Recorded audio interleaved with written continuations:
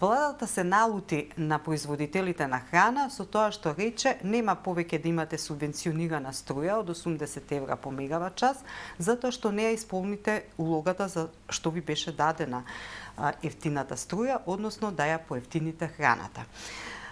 Ова е само едно сегментче од одговорите на енергетската криза, меѓутоа имаме да позборуваме многу што со советникот на владата во владата за енергетика, господин Виктор Андонов. Добро утро, господин Андонов. Добро утро, благодарам на поканата. Така, како советник на владата, дали сметате дека е ова добар потек што се укина субвенционираната цена на струјата за храната? Благодарам на прашањето. Видете, од самиот почеток на кризата, која мора да признаеме дека трае долго, повеќе од очекуваната, бидејќи прво кризата започна со високиот пораст на цените на енергенсите, пред се на електричната енергија на природниот газ, и кога сите очекува дека да кажеме дека цените ќе се намалат, ќе се вратат на некоја состојба пред започнувањето на кризата, се случи војната во Украина и цените тогаш пламна, наместо да се намалуваат, тие почна да се зголемуваат. Тоа никој не го очекуваше.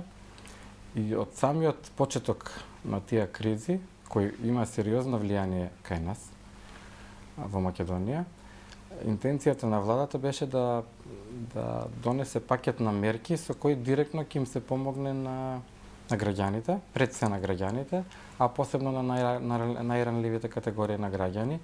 И токму и такви беа двата пакети кои беа донесени за поддршка на граѓаните. Да не забораваме дека имаше во дел од тие пакети и поддршка на приватните компании со цел да им се излезе во пресрет или да им се намалат негативните ефекти предизвикани од кризата. Токму тоа беше препознаено и од меѓународниот фактор, од страна на Светска банка бевме прогласени во нивните официјални извештаи дека издвојуваме највеќе средства во однос на бруто домашниот производ за справување со кризата со двата пакета околу 760 милиони евра. И токму тоа беше интересот и идејата на владата. Конкретно пред крајот на годината, после да кажам интензивни разговори со компаниите преку нивните организации во рамките на нивните стопански комори, беа одржани многу состаноци во насока на стопирање на инфлацијата или да кажам идејата беше да се трендот на поскапување на основните производи за живот кои директно влијаат на животниот стандард на граѓаните да престане. И беа правени анализи кои се тие основни продукти, кои се тие дејности на кои може да им се излезе во пресрет со нудење субвенционирана цена на електричната енергија. И би кажал на заеднички состаноци беа презентирани барањата на стопанските комори како нивна групација, додека владата една од функциите на владата е да ги слушне и пораките на граѓаните. На крај одлуките што ќе ги донесе да бидат и во интерес на граѓаните и во интерес на компаниите. Токму такви одлуки се донесоа, беа донесени цени субвенционирани кои во тој момент на пазарот беа над 300 евра за мегават час. Ние за прехранбениот сектор понудивме 80 евра за мегават час. Приоритет беше учениците да продолжат да одат во училиште, да имат топли училници и токму за тоа еден дел од субвенционираната струја отиде таму во таа насока и третиот дел да имаме чиста и квалитетна вода за пиење, имајќи во предвид порастот на трошоците и проблемите со кои се соочува овие предпријатија, и беше понуден таков пакет и тоа беше, се сеќавате, во ноември. И помина неколку месеци и владата сметаше дека поминато е доволно време за да можат да се веќе препознаат низ маркетите ефектите од таквите услови што им беа понудени како субвенција на компаниите. Меѓутоа овде да нагласам, субвенција на компаниите, меѓутоа крајниот ефект да го почувствуваат граѓаните. Врз основа на направените анализи, контроли од страна на надлежните институции пред се државниот пазарен инспекторат се увиде дека голем дел од компаниите не ги намалија цените на своите производи И токму и тоа беше главната причина поради која се донесе одлуката, бидејќи не може на штета на едни некој да прави дополнителен профит, то посебно во услови на криза. Мислам дека ваквите трендови и анализата беше презентирана од страна на председателот на владата и министерот за економија на одржаната пресконференција во вторник, веднаш по донесувањето на таквата одлука. И оваа одлука би потенцирал дека е донесена во интерес на граѓаните, бидејќи од презентираните анализи се увиде дека во останатиот дел од државата имаме цени на леп кои се далеку под фиксираната сега од 33 денари, така да сметаме дека цената е фер и за компаниите и за граѓаните, и мислам дека и во наредниот период беше најавено дека ќе се превземат сите мерки со цел граѓаните да бидат редовно снабдувани со леп. Каква е моменталната состојба со домашното производство? Дали можеме да ги задоволиме сите потреби на регулираниот пазар и на домаќинствата и на малите компании кои што се таму? Состојбата со капацитет е стабилна. Владата секојдневно ја следи преку редовните извештаи, диспетчерски извештаи за состојбата со капацитет што ги добива секоја утро од страна на енергетските компании, и секој ден владата објавува дневни биланси, односно кој е дневното производство на електрична енергија од државните капацитети. Можам да кажам дека производството е стабилно, снабдувањето е стабилно. Еве на почетокот на јануари, кога беше ставен во функција третиот блок во РЕК Битола, можевме да забележиме за прв пат по многу години, повеќе од 15-20 години, целиот систем составен од енергетски објекти, вклучувајќи го ТЕЦ Неготино, е на мрежа, работеше без никакви проблеми. И тоа беше добро и добар знак за справувањето со енергетската криза. Бевме сведоци дека во текот на февруари се постигна дневни рекордни производства неколку дена во последните 15 години. Така да со тоа се задоволуваат и потребите на граѓаните и потребите на малите потрошувачи, но овде е важно да нагласиме дека и потребите на дополнителните снабдувања кои владата го задолжи ЕСМ да ги обезбеди, а тоа се што разговаравме на почетокот за прехранбениот дел, за училиштата, за основните и средните училишта, за други витални инфраструктури во државата. Така да целото тоа беше производство е ставено во насока на обезбедување на сите потреби. Во текот на јануари од официјални извештаи беше пласирана од страна на владата веста дека за прв пат после 15 години се обезбедени 87% од вкупните потреби на електрична енергија во Македонија од домашни извори, односно увозот е само 17%, што не се случило во последните 15 години. И тоа е добар показател дека политиките за зголемено производство на електрична енергија се добри, а посебно дека во јануари, обично во јануари и февруари месеците се поладни и потрошувачката на електрична енергија е поголема, и обично се случувало често во минатото да има зголемени количини на увоз. Еве и февруари заврши, можеме да кажеме дека и во месец февруари производството е зголемено и е согласно планот на владата дека и оваа година ЕСМ треба да произведе 20% повеќе електрична енергија во споредба со претходната година. Бројките за јануари и февруари се дека во споредба со истите месеци минатата година производството од домашните капацитети е зголемено за околу 50%. И тоа ни дава за право да размислуваме и за нови мерки, за нови политики во интерес на заштита на стандардот на граѓаните. На овој начин некако го изгасивме пожарот, што би се кажало, како што ги употреби неодамна изборовите председателот на регулаторната комисија за енергетика. Сега се снајдовме, меѓутоа треба да се развива енергетскиот сектор. Сега за да се снајдеме, прв пат правиме увоз на јаглен, голем увоз на мазот. И сега како оди увозот, дали имаме проблеми, дали има застој неколку или па се како што е планирано? Токму така, во изминатата година, благодарение на, јас би кажал, транспарентноста на владата и на институциите, пред се на енергетските, секој граѓанин може да види каква е дневната состојба, каква е месечната состојба. Секој граѓанин знае кога се изградени енергетските објекти во државата, во каква состојба, се уште колку јаглен има, што тоа не било случај во минатото.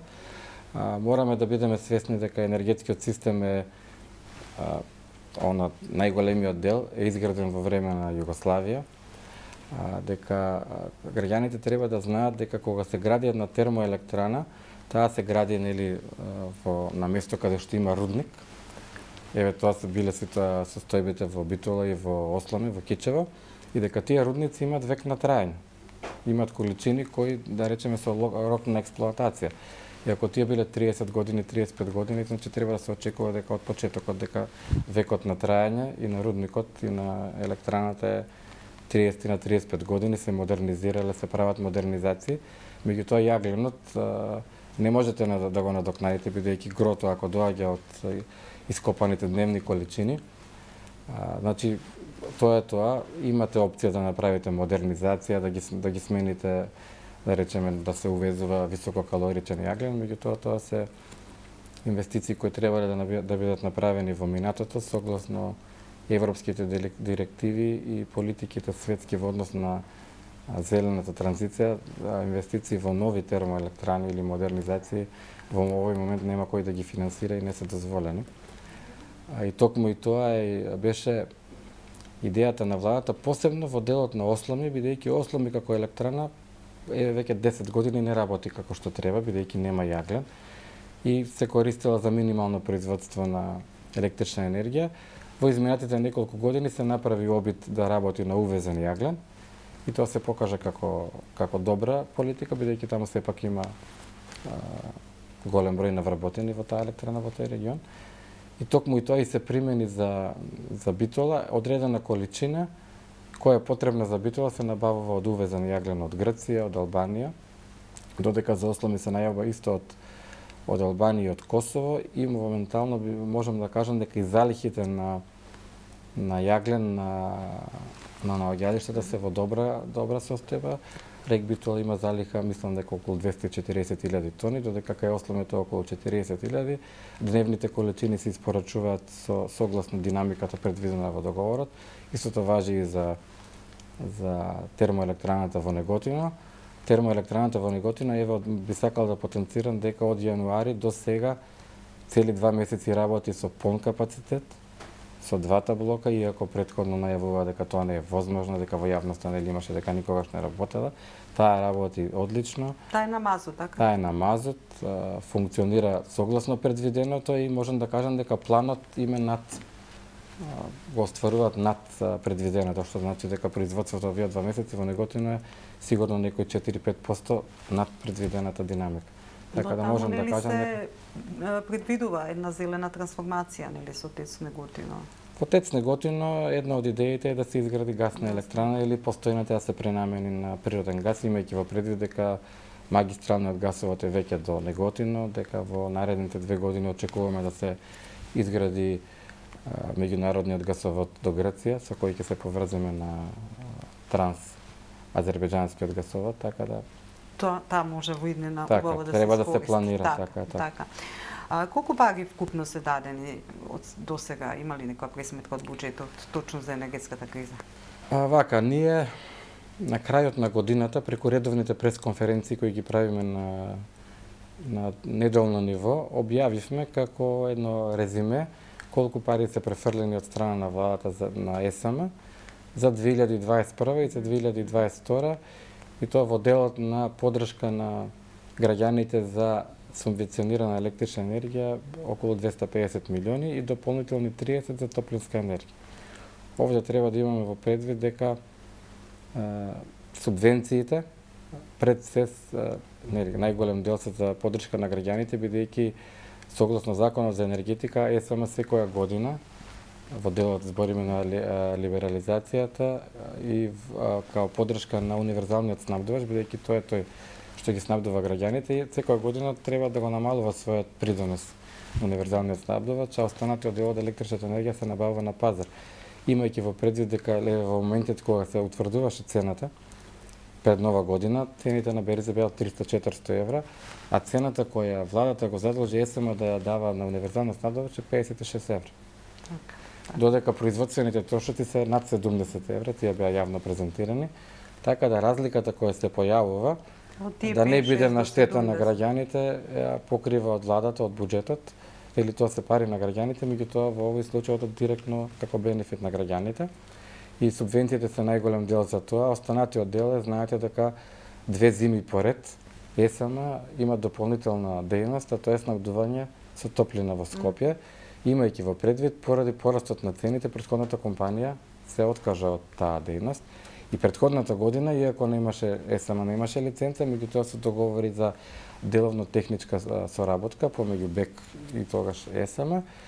Се направи таков договор, ЕСМ успеа во текот на зимата со максимални напори да ги снабдува граѓаните во Скопје и се покажа како добра одлука и добра политика и токму и така и се одлучи дека во текот на оваа година, за да не зависиме од други, сепак зборуваме за дејност од јавен интерес, ЕСМ формираше нови компании и тој ја врши таа дејност, меѓутоа овде треба да видиме во предвид дека цената на гасот се уште е повисока од, да речеме, од пред 2 години. Ако пред 2 години цената на гасот била меѓу 18 и 22 евра за мегават час на берзите, сега е 50. Така да разликата владата го субвенционира ЕСМ со цел тајните сметки на корисниците, да кажеме, за парно или за топлинската енергија да не се покачат следствено со покачувањето на берзите.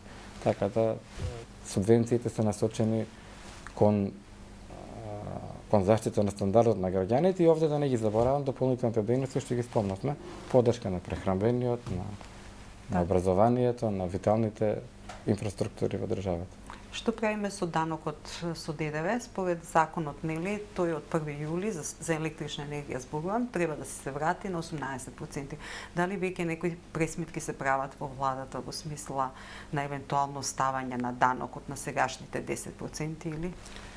Така, данокот знаеме дека 18% и во текот на кризните мерки беше донесена одлука со цел заштита на интересот на граѓаните, се намали од 18 на 5, меѓутоа се донесе закон со акцијски план, нели, како на секои 6 месеци тој данок ќе се враќа и тоа се направи во оваа година, нели, од 5% се врати на 10, меѓутоа со цел да, нели, на кај граѓаните тој ефект од зголемување од 5% да не се осети, беа правени соодветни пресметки и анализи, пред се со импути од зголеменото производство на ЕСМ.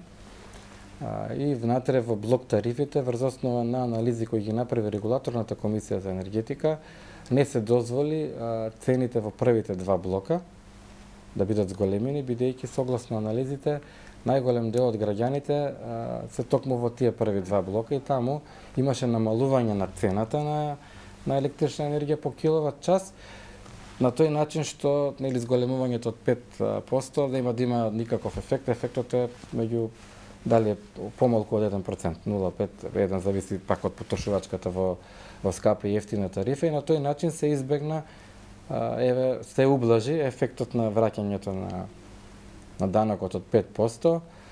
Сега сме, нели, почеток на март, се прават, нели, анализи, мониторинг, направени се заштеди на електрична енергија благодарение на воведувањето на блок тарифите, направени се заштеди во делот на државните институции, така да мислам дека кога ќе се прават анализите во јуни, кога треба да се враќа согласно закон ДДВ-то, ќе се имаат во предвид сите овие податоци, бројки, производство на ЕСМ и мислам дека владата и во тој момент ќе донесе одлука која ќе биде во интерес на граѓаните. Така. За крај би ве прашала за една осетлива, нели, тема, енергетска сиромаштија. Голем дел од граѓани, имаме 36.000 корисници на гарантирана минимална помош, тие добиваат некоја помош за електрична енергија, мислам 1000 денари дека добиваат. 1000 денари, така. Плюс дополнително сега има огласи за нови категории, но сметате ли дека 1000 денари или овој дополнителен износ од 600 до 800 зависно од бројот на членови во семејства е доволен за да се ублажи енергетската сиромаштија? Видете, кога зборуваме за тоа, точно е дека таа постои, тоа не е појава само кај нас. По имот енергетска сиромаштија или ранливи категории на граѓани од аспект на енергетика, веќе повеќе од 10 години се адресира и во рамките на земјите во светот и во Европа, посебно во Европската унија. Има посебни мерки и програми за заштита на таквите категории. Овде кога гледаме дали средствата се малку или многу, треба да ги мислам дека треба да ги имаме во предвид сите средства кои владата ги адресира или кои се насочени кон граѓаните, пред се кон ранливите, и тука секако спаѓаат и средствата кои се префрлат на ЕСМ, бидејќи еве кажавме тоа се за последните 2 години околу 280 милиони евра кои директно влијаат на одржување на сметката на електрична енергија на исто ниво, или не се зголемува на тој начин, директно им се помага на граѓаните. Тоа е презентирано и веќе неколку месеци во сметките на електрична енергија, секој граѓанин може да направи увид во тоа. Дополнително, како што споменавте, во рамките на Министерството за економија има програми кои се директно адресирани на ранливите категории на граѓани. Повикот за оваа година заврши на крајот на февруари. Интересот беше добар, голем. Мислам дека се одвоени околу 1 милион евра средства за таа намена и во зависност од категоријата граѓаните добиваат 600 и 800 денари намалување на сметките, и сите овие мерки придонесуваат нели тие да имаат ублажени ефекти како последица од поскапувањето. Дополнително има програми за имплементирање на мерки за енергетска ефикасност во програмите на Министерство за економија, кои се насочени кон ранливите категории. Така да мислам дека ова е еден почеток, дека кризата ни покажа каде треба да се адресираат политиките во енергетскиот сектор во иднина, дека мора овој тип на категории, не само социјалните, пошто тие се нели корисници на гарантирана минимална помош, значи има уште еден диапазон на корисници и граѓани кои спаѓаат од аспект на енергетика, бидејќи нивните приходи, да кажеме голем дел од нивните приходи користат за покривање на сметките за електрична енергија, за затоплување, бидејќи не е само електричната енергија. Во останатиот дел од државата се користат и други начини на затоплување. Мислам дека еве во Законот за енергетика со последните измени предвидено изработка на уредба и донесување на уредба за ранливи категории на граѓани. Таа ќе биде изработена од Министерството за економија во соработка со Министерството за труд и социјална политика. Мислам дека тоа ќе биде еден добар почеток како во наредниот период воспоставиме на системски начин на решавање на ова прашање. Еве во текот на оваа недела бев присутен на конференција во Александар Палас, каде што во рамките на програмите на УНИЦЕФ беа презентирани анализи и истражувања од Finance Think за ефектите од мерките на владата во енергетската криза. И мислам дека можевме да видиме, за разлика од досегашните политички препукувања меѓу политичките партии, дали ова некоја одредена политика и мерка е добра или не, или во зависност од тоа која партија е на власт или опозиција. Овде имаше презентирано мерливи резултати врз основа на мерките на владата, како тие влијаеле врз намалување на сиромаштијата така и граѓаните, и мислам дека извештајот беше позитивен и е добар пример. Имаше таму наведено, би сакал еве да искористам дел од презентацијата, дека мерките од двата пакети се проценети како ефективни во распон од 30 до 60% во зависност во која конкретна стапка и за која конкретна популацијска група. Или односно обратно, вика, ударот на кризата врз благосостојбата на домаќинствата ќе бил за 40 до 70% поинтензивен во негативна смисла. Значи ова е добра, ваквите анализи и истражувања се добар показател на владата да има целосната слика кои се ефектите од воспоставени мерки за, да кажеме, во иднина, во некој иден период, кога ќе се носат мерки, да знаеме дали претходно донесените мерки имале ефект или не. И сега секогаш ние можеме да кажеме дека секогаш може подобро, дека нели секоја година растат трошоците за живот. Така да мислам дека во наредниот период од 3 до 5 години треба да се направи една реформа и треба да се најде системско решение за како ќе се адресираат ранливите категории на потрошувачка на електрична енергија или воопшто на енергија во Македонија. Антонов, благодарам што бевте денеска во студиото на Слободен печат. Споделивме интересни факти и во очекување на разврската за ДДВ-то ви поканува. Благодарам на повторно да поканата. Ми беше задоволство.